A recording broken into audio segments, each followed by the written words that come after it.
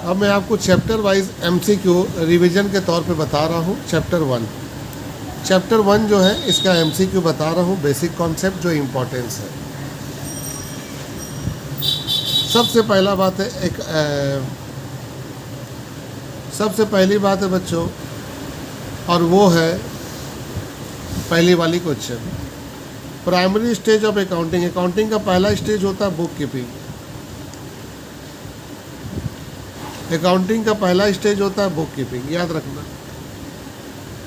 दूसरा नंबर बेटा अकाउंटिंग, ये बार बार पूछता है अकाउंटिंग क्या है, तो आप बोलोगे आर्ट और साइंस दोनों, यानी कि ये मिक्सचर है आर्ट और साइंस का। गुडविल अकाउंट क्या है, इनटांजेबल है? नहीं, इनटांजेबल रियल एसेट है, राइट, क्योंकि गुडविल को हम देख नहीं सकते।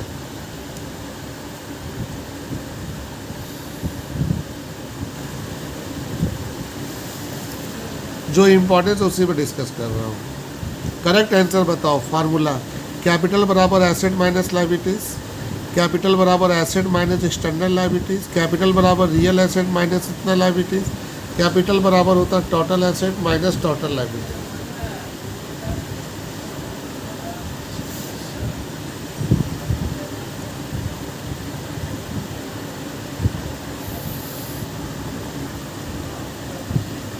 अकाउंटिंग इज एन, अकाउंटिंग क्या है, आर्ट्स है, साइंस है या बोथ है? दोनों ही है। इंफॉर्मेशन अबाउट फाइनेंशियल पोजीशन, जो फाइनेंशियल पोजीशन की जानकारी दे वो है बैलेंस शीट। बैलेंस शीट जो है बेटा वो फाइनेंशियल पोजीशन की जानकारी देता है। Modern accountancy originated in the year, modern accountancy हम लोग का कब बना? मॉडर्न अकाउंटेंसी हम लोग का कब बना बेटा? 1956 में, जब कंपनी एक्ट बना तब। ड्राइंग अकाउंट क्या है? ड्राइंग अकाउंट पर्सनल अकाउंट है बेटा। बिल्स पेबल क्या होती है? लायबिलिटीज होती है बेटा।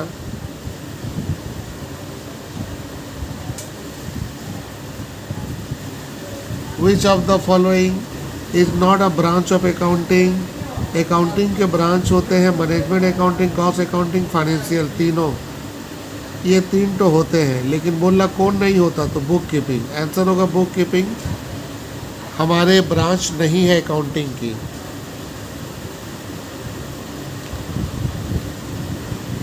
इन which basis of accounting the doctrine of conservatism is observe, किस बेसिस में हम लोगों का डॉक्ट्रिन ऑफ कंजर्वेटिज्म का ज़रूरत पड़ता है? एक्यूरल बेसिस पे। पूरा अकाउंट एक्यूरल बेसिस पे बनती है बच्चों। विच of the following not be recorded in books of account, books of account में क्या रिकॉर्ड नहीं होगा? तो सबसे पहला सेल होगा, यस। पेमेंट हो रहा है, ये भी होगा। स्टेशनरी भी होगा। क्वालिटी नहीं होगा, क्योंकि इसमें पैसा का मेजरमेंट नहीं है, क्योंकि इसमें पैसा का मेजरमेंट नहीं है। Which of the following is not an asset, कौन एसेट नहीं है? गुडविल भी है, पेटेंट भी है, स्टॉक भी है। बिल्स पेबल, आंसर होगा बिल्स पेबल एसेट नहीं है।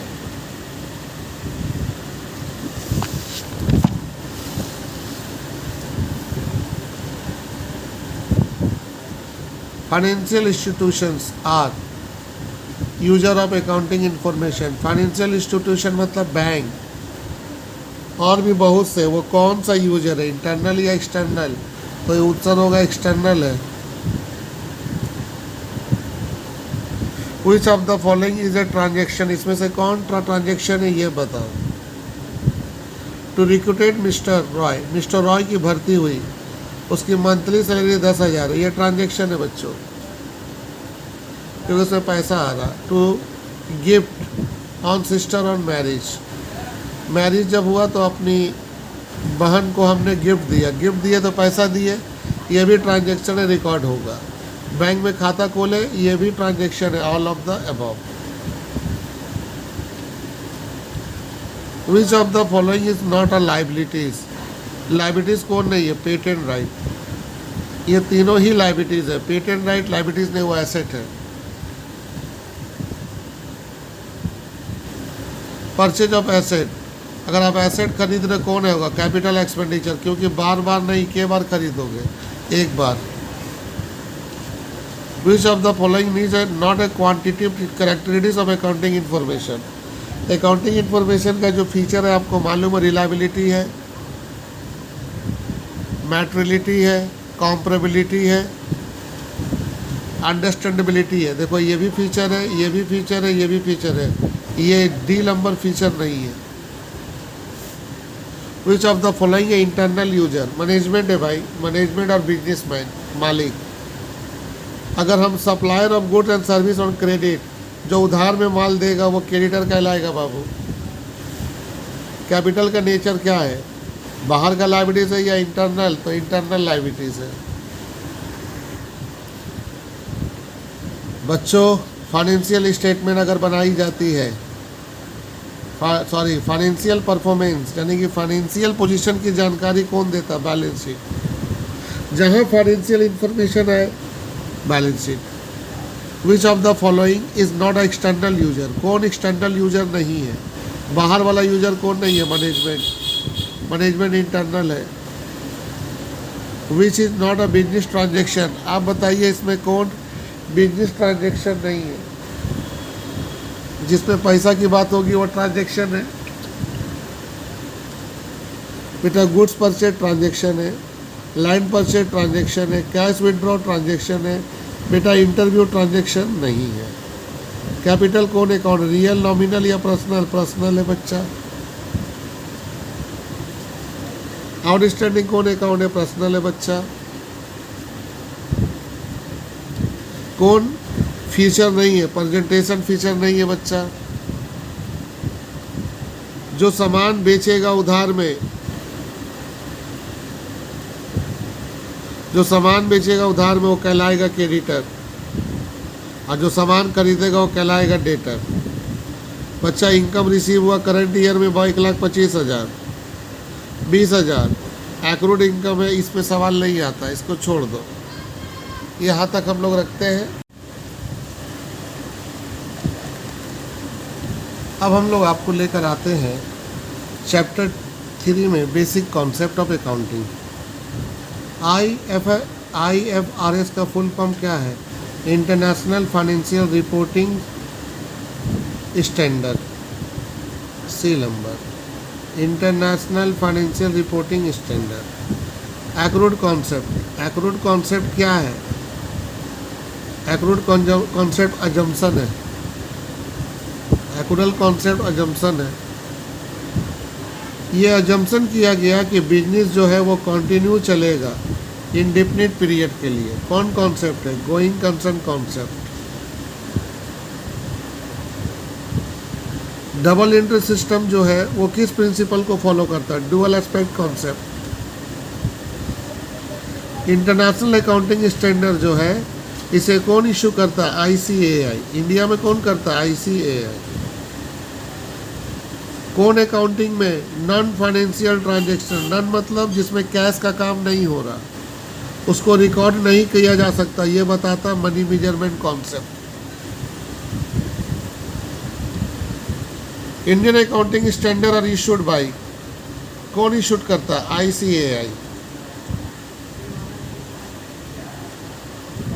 Which of the following is the fundamental assumption, accrual भी है, कंसिस्टेंसी भी है, बोथ A एंड B दोनों ही है।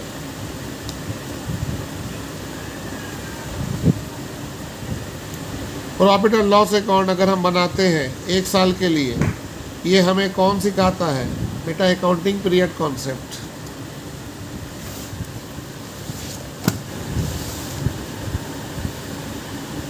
बेटा नॉन फाइनेंशियल ट्रांजैक्शन को अगर हम रिकॉर्ड नहीं करते हैं, ये बात हमें कौन सिखाता, मनी मेजरमेंट। मनी मेजरमेंट बोलता है खाली जो पैसा हो उसको लिखो, पैसा नहीं है रिकॉर्ड नहीं करो। वो कौन सी अकाउंटिंग बेसिस इसमें डॉक्ट्रिन ऑफ कंजर्वेटिज्म अब्जॉर्ब होता है, एक्यूरल बेसिस।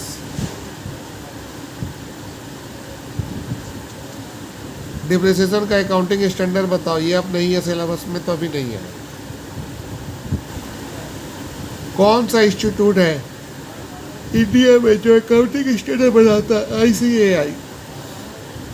मैचिंग कॉन्सेप्ट के अंदर हम लोग क्या मैचिंग करते हैं? खर्चा और इनकम। खर्चा और इनकम को मैचिंग करते हैं, तब जाकर प्रॉफिट आती है बच्चों।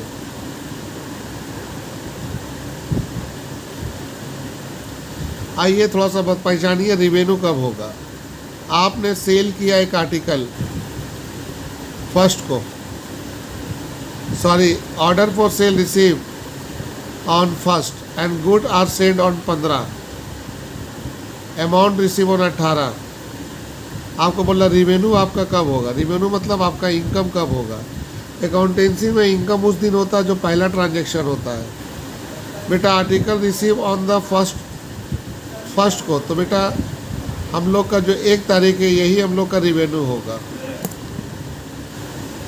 Full form of GAAP, generally accepted accounting principle, b number.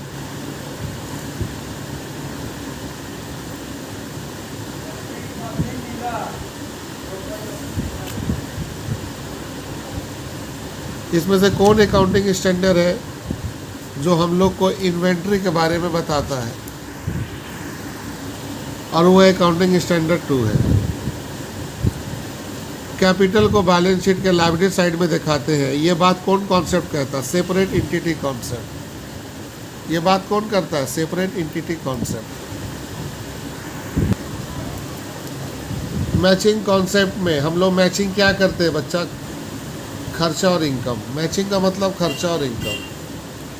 बच्चा रिलेशनशिप बताओ मालिक और बिजनेसमैन का। किस कॉन्सेप्ट में पता चलता है? Entity concept. अकाउंटिंग में हम लोग किस कॉन्सेप्ट को फॉलो करते हैं? एक्यूरेल बेसिस।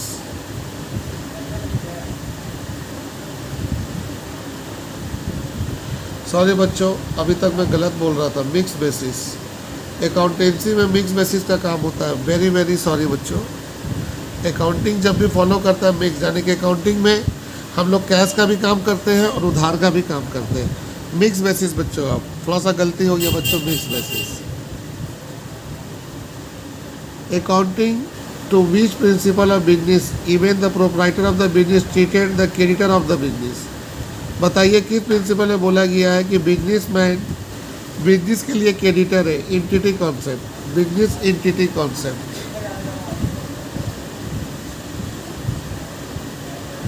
अकाउंटिंग स्टैंडर्ड इंडिया में कौन इशू करता है? Institute of chartered accountant of India.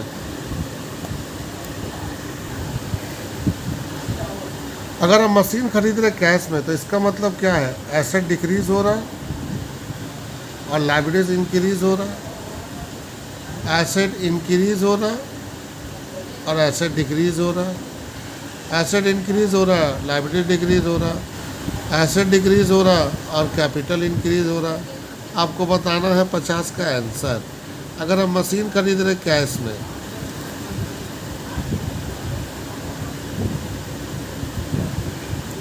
तो बेटा हमारा आंसर होगा बी। पूछो कैसे?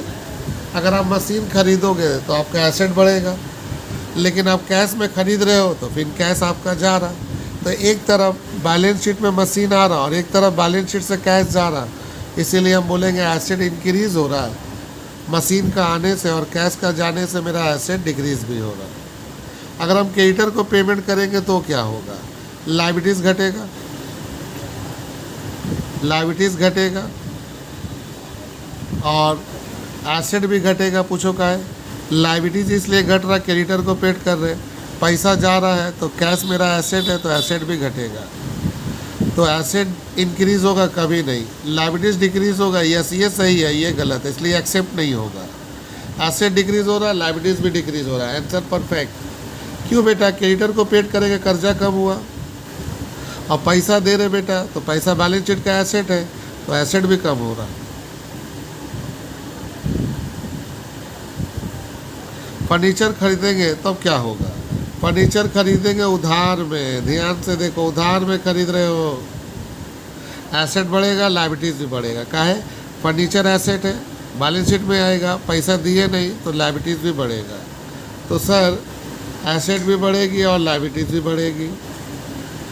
अभी इक्वेशन को बताओ कौन सही है?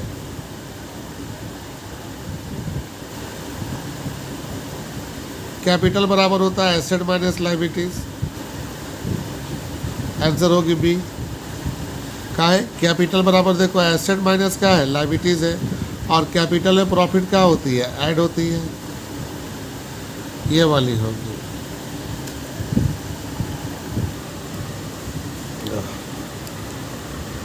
Trade discount, trade discount sale के समय देते हो, उसको आप सेल बुक में लिखते हो, कैश बुक में लिखते हो, जर्नल में, या रिकॉर्ड नहीं लिखते हो, तो ट्रेड डिस्काउंट का रिकॉर्डिंग नहीं होता है।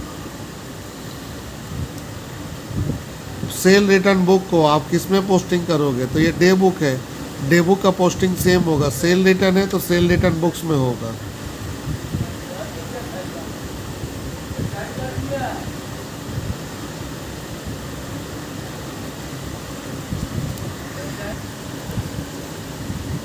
आपको बोलना सेल निकालिए, ये सिंगल एंट्री से MCQ है। क्रेडिट सेल है 75% और कैश सेल, क्रेडिट सेल दिया हुआ तो मैंने बताया था आपको बोर्ड में, क्रेडिट सेल 75 है, क्रेडिट सेल 75 ले लिए, और ये कैश सेल पे बोल रहा, तो कैश सेल हुआ 100, 175 जोड़ेंगे, टोटल सेल आया।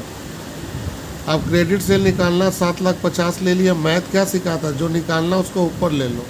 तो हमको क्रेडिट सेल निकालना, क्रेडिट सेल का भाव कितना है, सॉरी हमें निकालना है कौन सेल बाबू, टोटल सेल। टोटल सेल का भाव कितना है 175, तो इंटू 175 और with the help of credit sale, credit sale का भाव कितना 75 बटा में 75। आपको बोल रहा है कि आप एक काम कीजिए, क्लोजिंग कैपिटल निकालिए। क्लोजिंग कैपिटल निकालने का फॉर्मूला लिखाए थे बच्चों, उससे निकाल लेंगे बच्चों। टोटल परचेज निकालो उसी तरीके से। तो बच्चों 80/100 ले लिए, 80 है बच्चों मेरा कैश परचेज, और 100 है मेरे बच्चों क्रेडिट परचेज। तो टोटल परचेज होगा 80 + 100, 180। अब बच्चों ध्यान दो, हमें निकालना है क्या,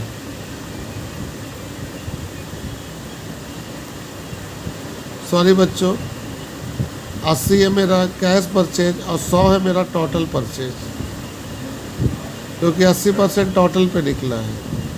आपको बोल रहा टोटल परचेज निकालो, आपको निकालना होगा, चलो मैं सवाल यहाँ बना देता हूँ, देख लो।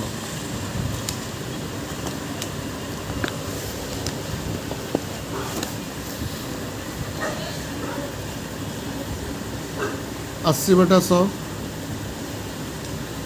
80 जो है बच्चों वो आपका जाके 100 जो है टोटल परचेज है,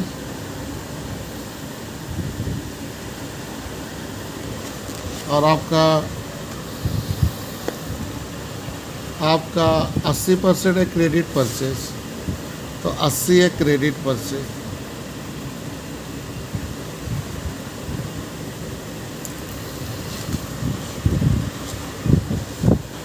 अस्सी है आपका क्रेडिट परचेज, 100 है टोटल परचेज। तो बच्चों अगर हम कैश परचेज की बात करें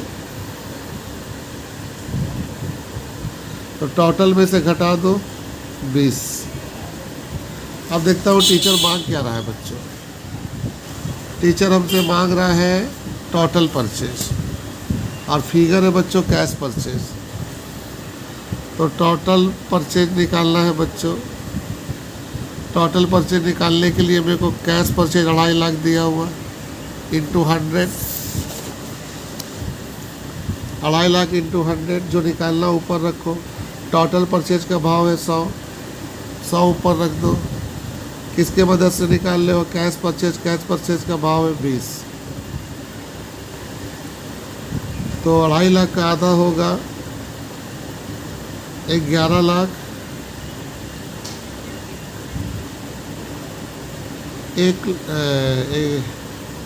12,50,000।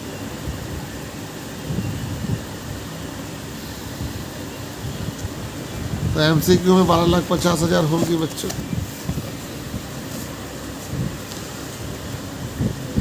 देख लो 12,50,000 है बच्चों।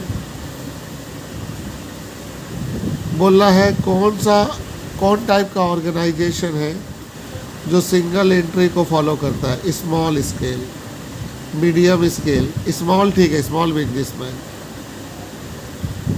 आपका फिर सवाल आ गया, आप निकाल लोगे ठीक फार्मूला से। कैपिटल निकालना है बच्चों, निकाल लोगे।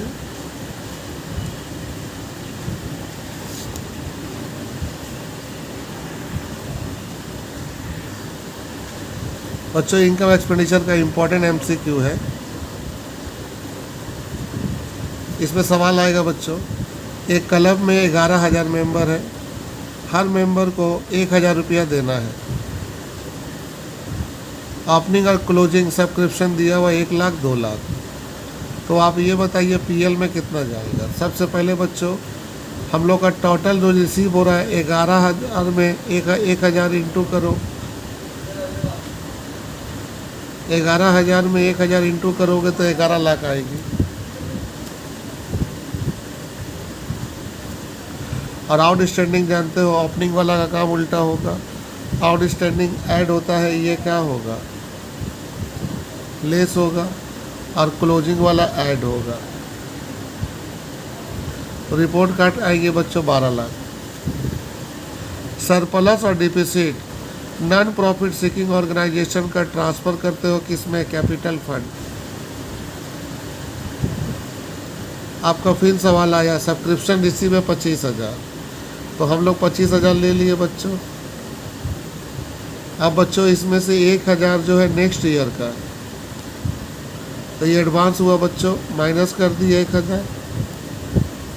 करंट ईयर का सब्सक्रिप्शन है 2,000, 2,000 प्लस कर दिए तो 25 2 27 1 26,000। सरप्लस और डिफिसिट कौन अकाउंट में ट्रांसफ़र होगा, आपको याद होगा, कैपिटल फंड। इनकम एक्सपेंडिचर कौन अकाउंट है बच्चा, नॉमिनल अकाउंट है। सब्सक्रिप्शन आउटस्टैंडिंग करंट ईयर हमारे लिए क्या है, एसेट है, क्योंकि इनकम है।